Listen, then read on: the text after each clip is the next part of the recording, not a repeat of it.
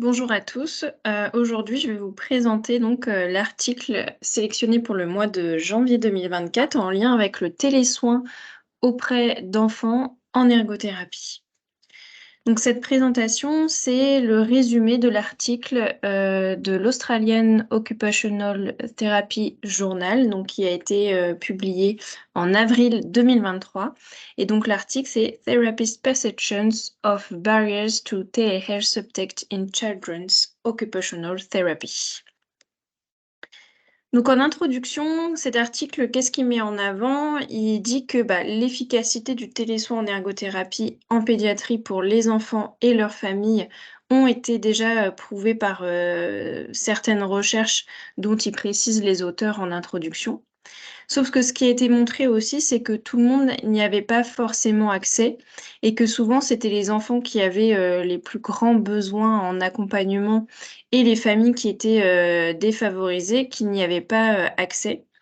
Qui avait un réel problème au niveau de l'inclusion, digitale, donc de l'accès à la technologie finalement, pour pouvoir suivre, ce télésoin et que, cette inclusion digitale, elle doit maintenant aujourd'hui dans la société, numérique dans laquelle on évolue, être, mis en avant comme un déterminant social de la santé. On va dans les, sources aussi qui ont été, mis en avant par les auteurs dans cette introduction, ils ont vu déjà que, sur, cette, accessibilité à aux télésoins, il y avait l'impact de l'âge, de la culture et aussi, des préférences des familles du type de soins qu'ils pouvaient, recevoir. Donc quelque chose de plus subjectif et plus lié au choix même, des personnes, en lien avec le télésoin. Donc après cette introduction, les auteurs, eux, ce qu'ils ont voulu aller voir, c'est OK, on sait qu'ils y ont pas accès, mais finalement, quelles sont les raisons précises qui font qu'ils n'ont pas accès aux télésoins? Et donc ils ont voulu aller explorer les barrières du télésoin en pédiatrie, en ergothérapie, d'un point de vue à la fois des clients, donc des patients, que ça soit les enfants et leurs familles et du point de vue donc des ergothérapeutes. Mais c'est vraiment quelque chose qui c'est une recherche qui a été fait dans le contexte de la région de Sydney en Australie. C'est une étude, qu'on appelle monocentrique, c'est-à-dire que c'était une étude qui a été faite que dans un seul centre. Donc en fait, on voit, des patients qui appartiennent au même service et les ergothérapeutes qui appartiennent au même service et donc le télésoin a été proposé de la même manière. L'objectif plus large finalement de cette recherche, c'est de pouvoir répondre aux besoins de santé de la population du coup, à travers le télésoin et de voir, comment on pourrait assurer l'équité d'accès, aux télésoins. Au niveau de la méthode, alors là, ce qui a été privilégié par les auteurs, c'est une méthode mixte, c'est-à-dire une méthode à la fois quantitative et qualitative. Au niveau du qualitatif, ils ont réalisé un focus group et au niveau du quantitatif, ils ont fait une étude rétrospective des données cliniques. C'est-à-dire que, ils ont commencé leur recherche en 2022 et ils ont été chercher des données cliniques qui dataient d'avant 2022, donc dans des dossiers patients.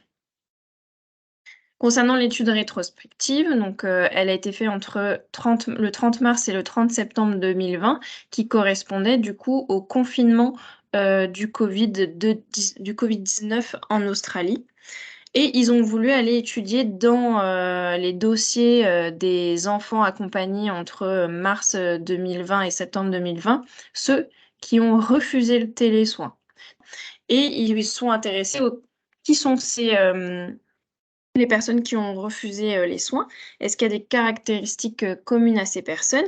Et quelles sont les raisons données par, les personnes pour avoir refusé, le télésoin? Au niveau qualitatif, du coup, le focus group, il a été fait en avril 2022, hem, par, 2 auteurs de la recherche qui ont réuni 4 ergothérapeutes ayant, proposé le télésoin. Ils ont fait une téléconférence, donc par téléphone pendant 60 minutes en abordant différents thèmes. Donc, là, l'article ne précise pas, les questions, les thèmes qui ont été abordés, finalement dans la méthodologie. Par contre, ce qu'il précise, c'est que parmi les 4 ergothérapeutes interrogés, il y en a 2 qui, ont participé à l'étude rétrospective, donc qui ont analysé finalement les dossiers entre mars 2020 et septembre 2020, ce qui peut un petit peu biaiser, les éléments de discussion dans le focus group. Au niveau des résultats, dans les dossiers patients, on voit que sur 639 familles, 250 ont refusé, le télésoin. Donc ils ont proposé le télésoin à 639 familles et 250 ont refusé. Au niveau des enfants, 40 des enfants pour lesquels il y a eu un refus de télésoin avaient des difficultés d'habileté motrice et notamment pour l'écriture. 54 avaient, une famille avec une diversité culturelle. Donc en fait, ils précisent que, 53 ne parlaient pas qu'anglais à la maison. 66 des familles des, 250, refus de télésoins avaient un désavantage socio-économique important. Donc ils ont utilisé une évaluation, australienne qui classe, les familles au niveau socio-économique entre 1 et 6. Et là, il y en a 66 qui fait partie de la catégorie 1 et 2 qui sont les catégories à difficulté, les plus importantes. Et enfin, ils ont mis en avant aussi que, 1/3 des familles des enfants pour lesquels il n'y a pas eu de télésoin étaient considérées comme passives. C'est-à-dire qu'elles attendaient passivement qu'un accompagnement soit réalisé auprès de leur enfant et pendant le confinement de la Covid-19, n'accompagnaient pas, eux, par des exercices, des activités et cetera, leur enfant à la maison. Donc ça, c'est un peu le résumé des, données, quantitatives. Au niveau des données qualitatives des dossiers patients, donc tout ce qui était un petit peu, transmission écrite notée par les professionnels après, les échanges, avec, les patients. Les ergothérapeutes, quand ils ont proposé le télésoin, donc ils ont noté en commentaire, les raisons de pourquoi, la famille refusait finalement le télésoin. Donc ce qui a été mis en évidence, c'était que, les personnes ne se représentaient pas bien, la plus-value du télésoin, de ce qui pouvait être fait et qu'elles mettaient en avant qu'elles préféraient attendre le face à face. Donc comme si, accepter le télésoin pourrait, leur enlever finalement le face à face, plus tard. Ensuite, ce qui a été mis en avant, c'est, que, les familles pensaient que les enfants n'avaient pas les capacités nécessaires pour suivre le télésoin, que ça soit à cause de leur âge en termes, d'attention, de connaissance de l'outil informatique, que en termes de, difficultés propres à leur pathologie. 21 ont estimé que soit elles n'avaient pas besoin de suivi, soit elles avaient eu accès à un autre service d'accompagnement, d'un groupe d'aide, en Australie. 10 ont dit qu'au niveau technologie, c'était pas possible pour eux et 9 ont évoqué une situation familiale complexe avec, trop de choses à faire pour pouvoir s'impliquer, dans du télésoin. Au niveau du focus group, les 4 ergothérapeutes ont discuté et font émerger 3 thèmes. Heu, Ils ont mis en avant que les barrières, au télésoin étaient, dues à la complexité de la situation. Donc ça reprend un peu les raisons, notées dans le dossier patient, c'est-à-dire, bah, l'enfant qui n'a pas les capacités ou l'accompagnement, nécessaires, les familles qui n'ont pas, les, moyens humains ou financiers, nécessaires. Donc vraiment que cette complexité de la situation ne permettait pas la mise en place du télésoin. Beaucoup ont mis, en avant une barrière sur le manque de lien humain, que le fait de préférer le face à face, que s'il y avait eu un lien humain avant, ça aurait été plus facile de mettre en place finalement le télésoin.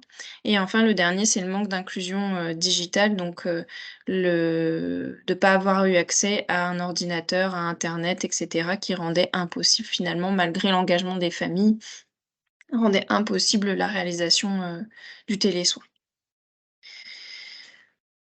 Donc ce que cet article apporte pour la pratique des ergothérapeutes, c'est qu'il est important avant de proposer du télésoin, de pouvoir établir les critères d'inclusion à la mise en place du télésoin, donc de s'établir une checklist et un arbre décisionnel par rapport à sa structure de, quand est-ce que je vais mettre en place le télésoin, quand est-ce que je vais pas le mettre en place.